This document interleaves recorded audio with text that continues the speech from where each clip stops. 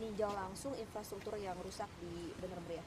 Iya, tadi setelah mendarat di Bener Meriah, kami segera bertemu dengan Bupati dan jajaran Forkopimda, sekaligus menyerahkan 13 ton beras dari Bapak Presiden Prabowo Subianto dari pemerintah pusat untuk masyarakat, termasuk yang tadi kita kunjungi adalah sebuah lokasi pengungsian.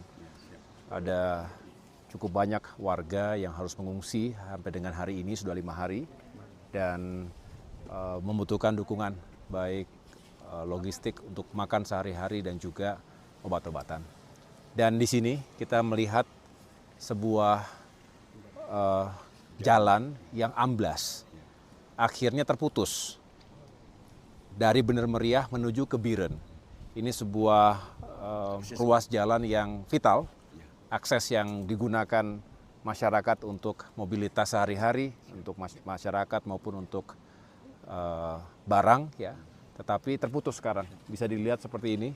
Dan ini terjadi di mana-mana, terjadi di berbagai ruas jalan, sehingga tentu salah satu prioritas yang harus kami lakukan dari sisi infrastruktur adalah memperbaiki agar bisa kembali digunakan. Paling tidak secara darurat bisa kembali digunakan. Kalau tidak ya memang harus memutar dan kondisi jalannya rusak. Belum beraspal tadi kita lalui. Dan ini membutuhkan bukan hanya gerakan cepat tetapi juga kerjasama yang baik antara pemerintah pusat, pemerintah di provinsi maupun di kabupaten sendiri. Pak Menteri Transmigrasi juga hadir secara langsung. Kami ingin berkolaborasi di lapangan.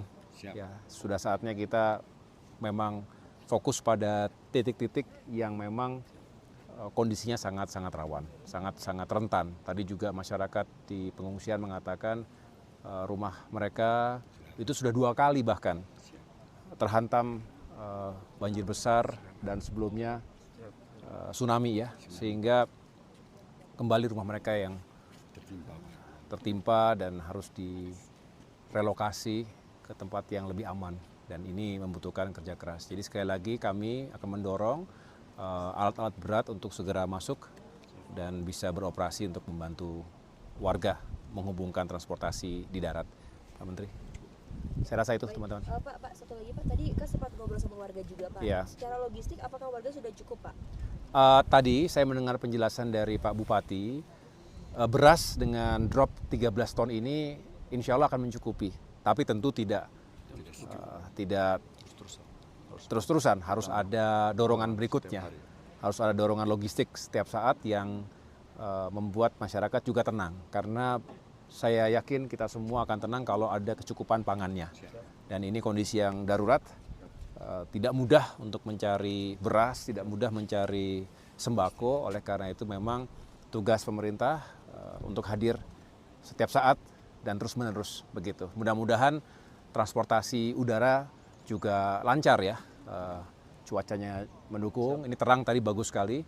Tapi kita berharap minggu-minggu ke depan atau hari-hari ke depan ini bisa terus dilakukan melalui udara dan bisa terus di backup melalui sektor lainnya. Ya. Makasih Makasih Pak. teman-teman, Terima makasih. kasih. Ya.